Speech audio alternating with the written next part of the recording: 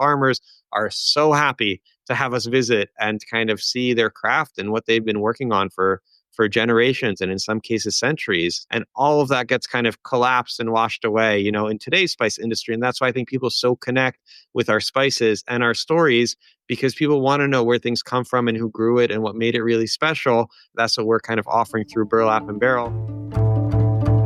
That was Ori Zohar, co-founder of Burlap Barrel. And this is Epicenter NYC.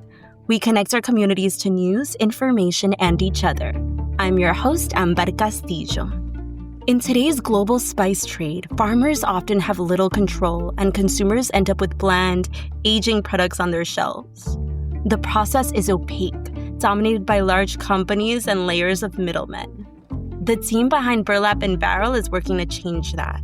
From wild cumin gathered in Afghanistan to cinnamon bark in Vietnam, their business is built on direct partnerships with farmers, fair pricing, and respect for tradition. Ethan Frisch and Ori Zohar launched Burlap Barrel out of a one-bedroom apartment in Jackson Heights, Queens, and their mission has grown to include smallholder farmers in more than 30 countries. Today, I sit down with Ethan and Ori to learn more about what inspired them to take on the spice industry and what it takes to stay connected to farmers in a changing global market. Before we jump in, a quick message from our team. Hi, I'm Mariana from the Epicenter NYC team with a quick health update. Flu, RSV, COVID, and stomach viruses are creating an epidemic, making public spaces, including schools, virus hotspots.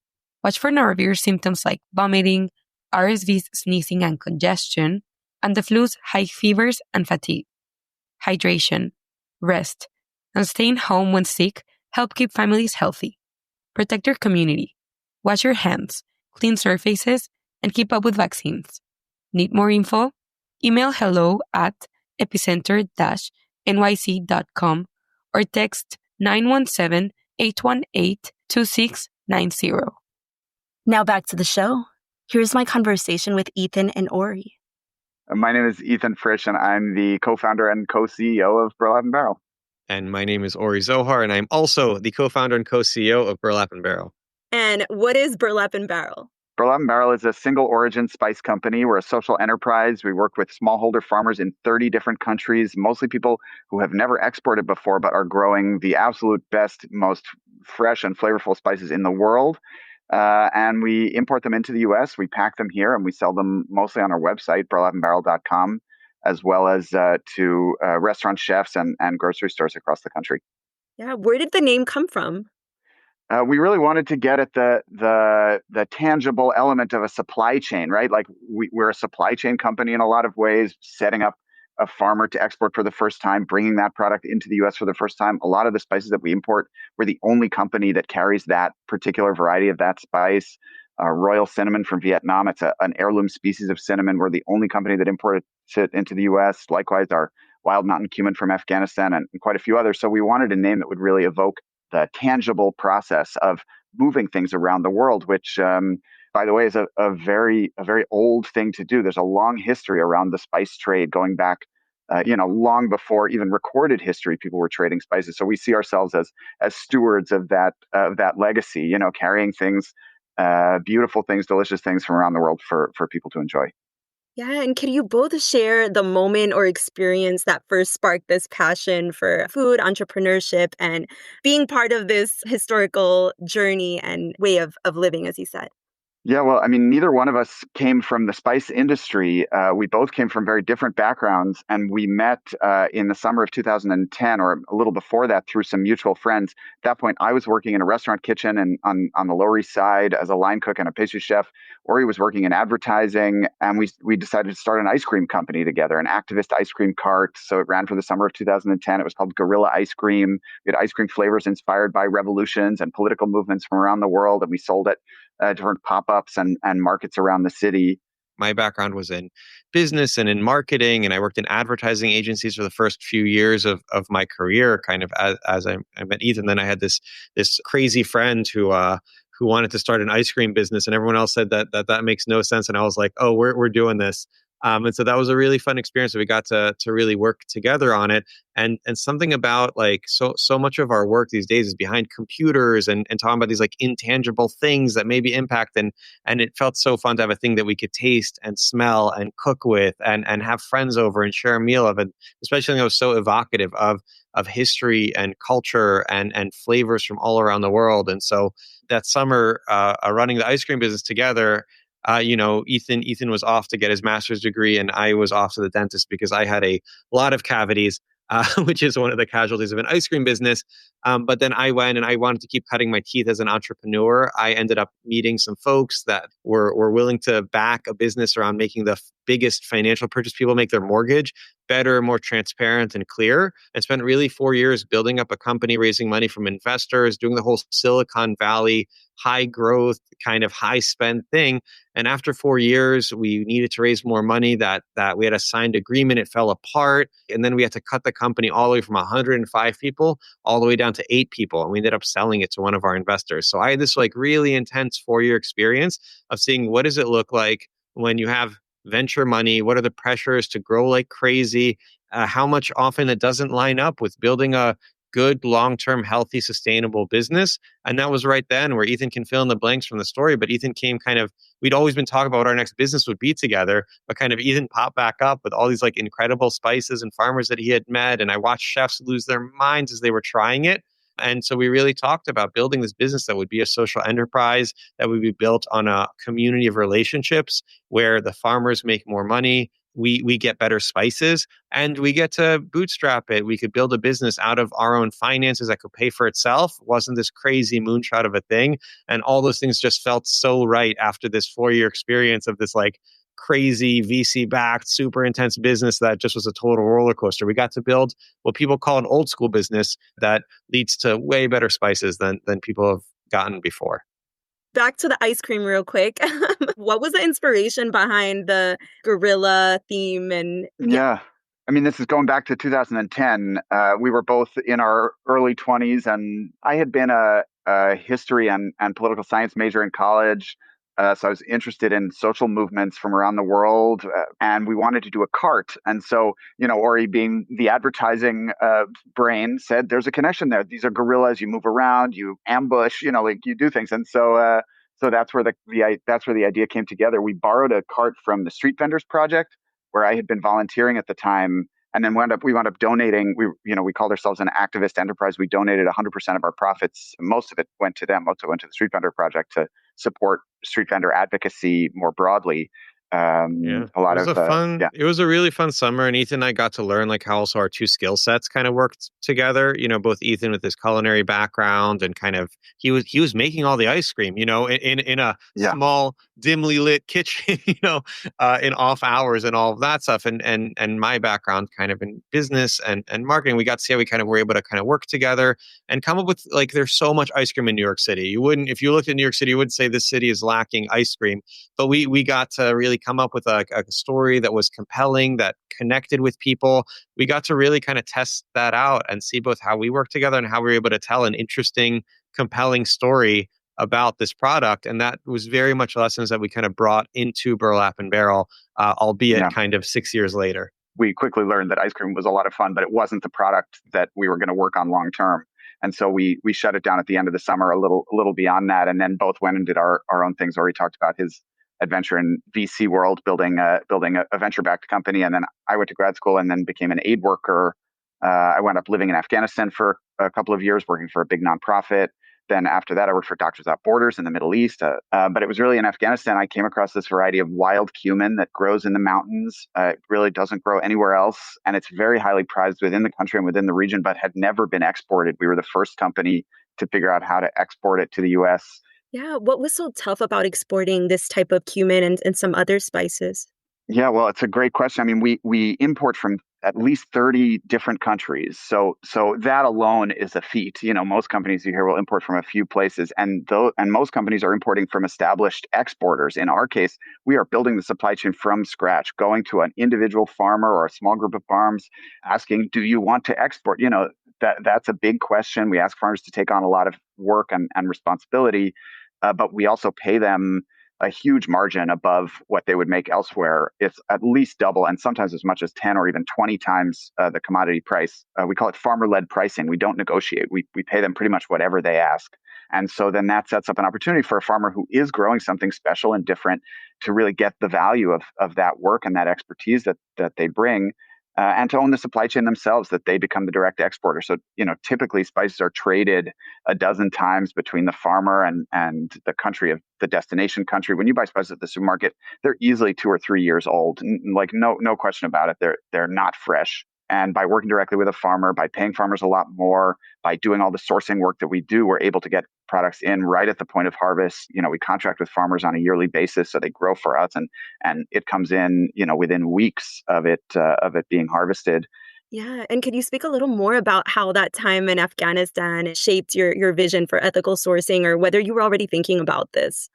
Sure. Yeah, it's a good question. I mean, we had seen the precedent from coffee and chocolate and other industries where the idea of single origin already existed. We didn't invent that term, but it was really tasting this cumin in Afghanistan and then visiting other places and doing other research after that, where I realized this was a real thing. It was a real thing in spices that I didn't know how bad the spices we had been living with really were until I started tasting stuff in other countries. I'm like, wait, like this is so much better. I started bringing home duffel bags full of stuff on my visits home, cumin and saffron and dried fruit and nuts and all kinds of delicious ingredients. And then started having meetings with chefs. Ori mentioned there were a couple of meetings early on in San Francisco where he was living at the time, where I came in with a backpack full of samples and the chefs just sort of came pouring out of the kitchen. And we just saw that reaction over and over again, where professional chefs who know what they're talking about were so enthusiastic about the quality and the sourcing. And so we started the company in the end of 2016.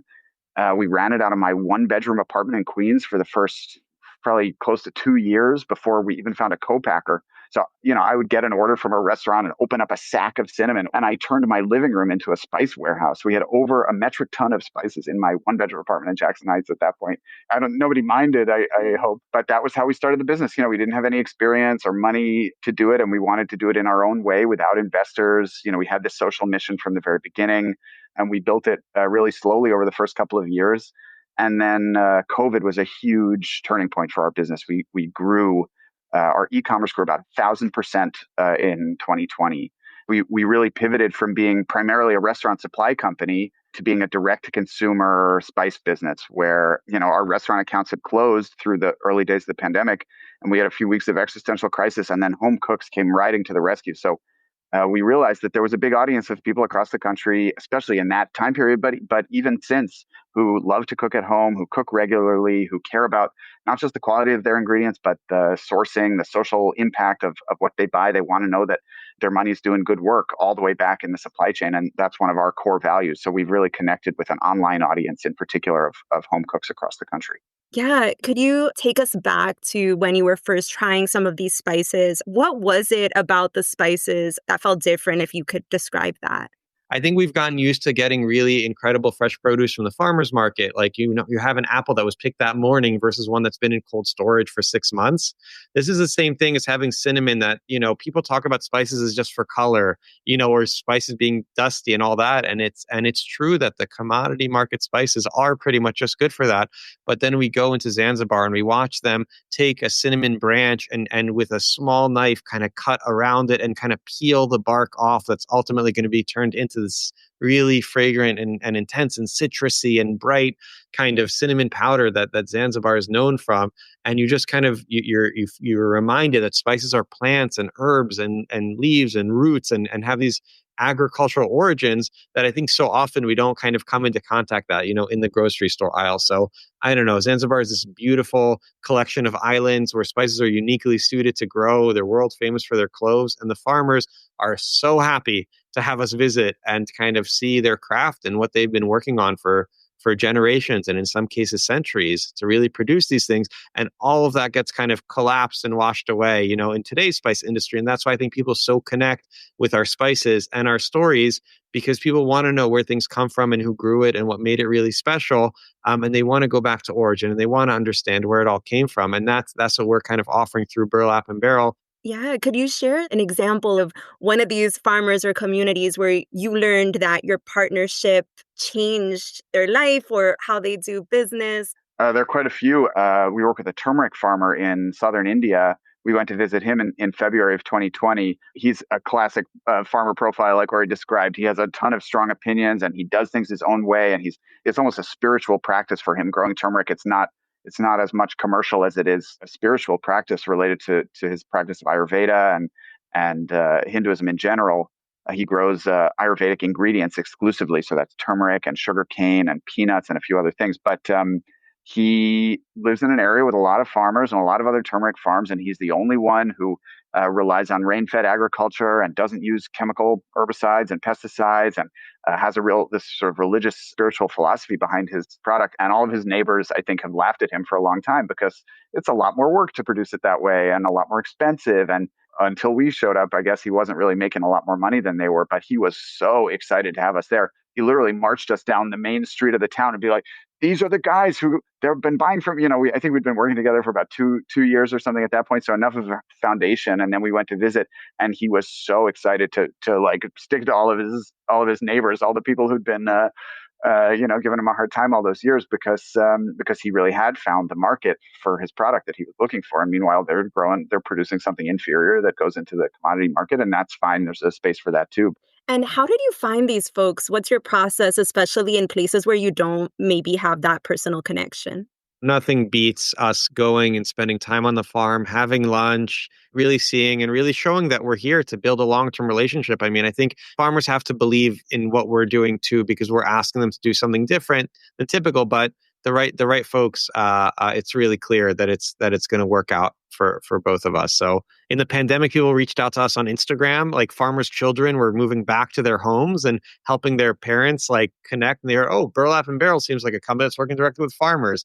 And so that's how we met the folks from the cinnamon quills from Sri Lanka. Yeah, from Sri Lanka. And also, farmers reach out to us. That's another piece of it. We have a big enough profile, and like Ori said, when a farmer likes this idea, when it makes sense for their business, it really works. And so that's how we met our white pepper farmer in Vietnam and in Indonesia, rather. That's how we met the folks in Grenada growing nutmeg for us. We have a lot of inbound requests. And just going back to some of your early days, what were some of those big challenges when you were like still operating out of the Jackson Heights apartment, really bootstrapping the business? Yeah, I mean, everything under those circumstances, everything is a challenge. Like I said, we had no background, no background or experience in any of this, not in import export, not in sourcing, logistics, supply chains, not even in sales or distribution. The marketing side of it was brand new to us too. We decided to start really small. So we had a few suppliers in Guatemala and Tanzania and Afghanistan and Turkey, bringing in small shipments, whatever we could afford with the little bit of money that we put into the business to get it started. It was just, from our own savings. It wasn't a lot of money. And then taking samples around, restaurants being a pretty accessible market. As an entrepreneur, you could just walk into a restaurant and pitch the chef. And that's what I did. So, I spent a lot of afternoons picking a neighborhood and just go door to door, try to carry a backpack full of samples and try to put some stuff in front of a chef who might become a customer. I did that quite a bit. And then another key lesson from the early days was about PR. So I realized that you could just email journalists. And so we got written up in the New York Times in July of 2017, I think it was. So a few months. We'd been in business, like 9 months at that point.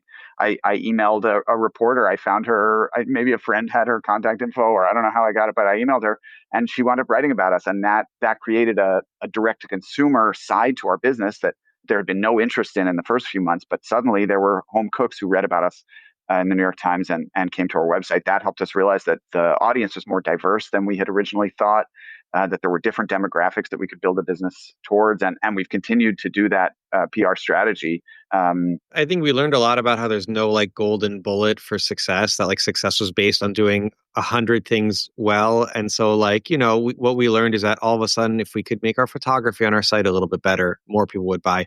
And so what we really tried to do was just put what effort we could into 100 little things, just like one at a time, and make things a little bit better. We learned that if we could kind of, reaching out to PR and press, we learned that if we could add a few more spices, that would increase sales. So we kept doing these things that each one by itself made the business a little bit better. And once you do enough of those things, all of a sudden we saw that, wait, if we improve 5%, at some point, all those things add up to our business doubling and something like that.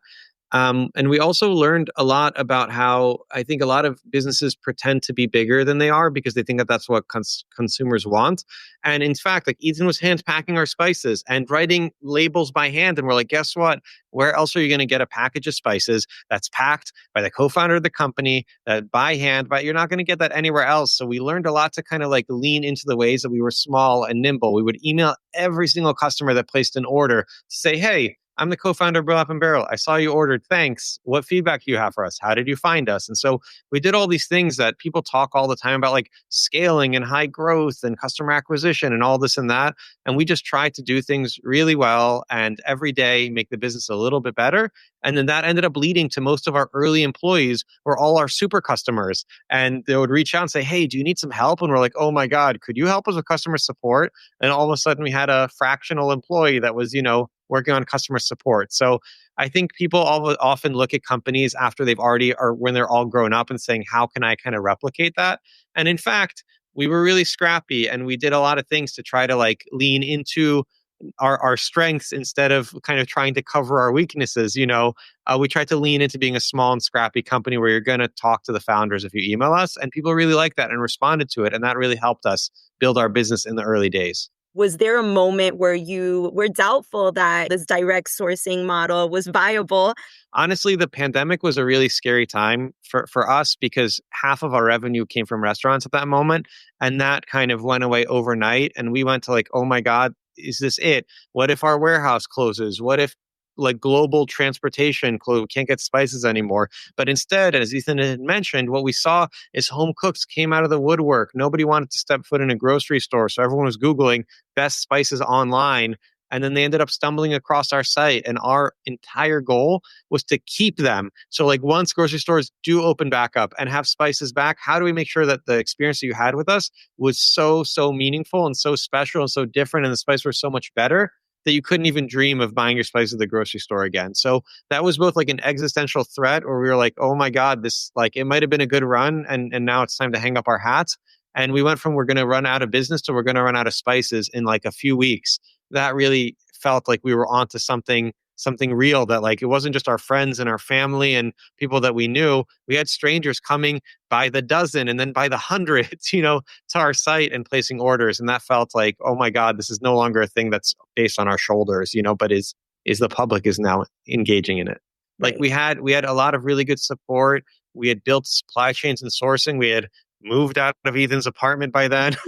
Like we had all this stuff that was kind of ready for us to kind of like show up in a moment where all the other supply chains were broken. And we've seen this time and time again, even now with tariffs. Being a small and nimble company that's well built has really let us show up. When things are changing, big companies are really poorly suited for change. And the people that I think can really take on change, there are a lot of challenges as a small company. We don't have big bank relationships. We don't have big agreements and all this and that. But we are able to be a lot more nimble. And so the pandemic was a moment where all of a sudden behavior changed in a really big way. And we were able to show up for that. And we were rewarded by cooks across America saying, beautiful, great, I love it. What else can I get from you? Yeah. And because you mentioned it, to what extent are the tariffs affecting you guys or changing anything that you do? So we have a few ideas on this. We think that spices don't grow domestically by far and large. America is not the right environment for it. So putting tariffs on agricultural products such as spices that there is no domestic market will only make things more expensive and less available. And so we're watching the tariffs really closely.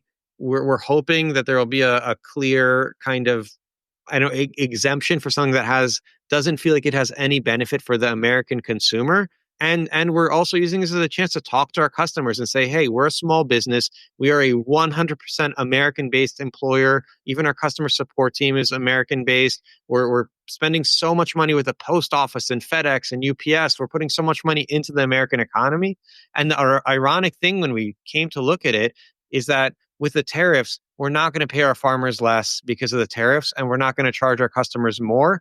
But by far and large, where we're cutting money is domestically, and where we're not cutting or changing our relationships is internationally. And so the tariffs are having this kind of opposite effect as far as our business is concerned, and it's not doing anything that's benefiting the American consumer. So we've been surprised by it, but communicating with our customers saying, hey, you want to support small businesses that are doing things the right way? We are here. Please tell your friends. We even did a tariff sale. And that was 2 of our biggest days of sales in the history of the company, was people really showing up and putting their money where their mouth is, supporting us as a small, independent social enterprise that's really trying to do things the right way. If you'd like to learn more about Burlap Barrel, you can browse their spice collections online. First orders of $49 or more ship free. They also offer a pay-what-you-can option if cost is a barrier, and you can reach out to them through their website to learn more. You can find the links in today's show notes. That's all for today. Thanks for listening, and thanks for supporting us as we do our best to support our community. We couldn't do it without you. Our intro music is All the Pretty Horses by Karavika. You can find more of their music on their website, linked to in our podcast description.